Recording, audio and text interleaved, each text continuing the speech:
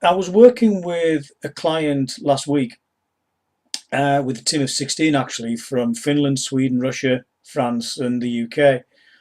And it was focusing on root cause analysis, but looking at accidents and incidents and why these have taken place. So it can be quite an emotive topic, particularly when you are part of an investigation team, which is the work that I was training the team in. And at the break, one of the team, who was a director and was actually a manager of four of the people in the team, came up to me and said, "Look," said, "I work internationally." And he said, "I'm always clear in my own mind what I want to say to people, but sometimes the message gets lost." And he said, "How was it that I appeared to be covering quite a complex topic in a simple way, but engaging the people at the same time?" And I honestly believe he expected a very detailed theoretical answer with lots of books to read and maybe a few articles and PowerPoint presentations. And I have three simple steps that I use without fail on any assignment that I work on, particularly outside the UK. And it's this. The first step is I think about the message. I consider what is it that I need to talk about with the teams.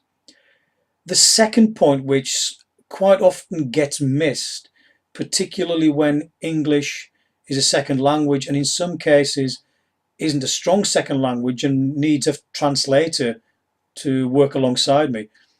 I think about the language and I simplify the message.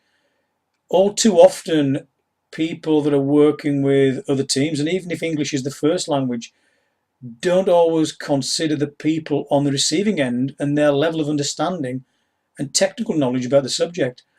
And particularly when you are translating, sometimes words do not translate genuinely from one language to another. So that's the second step.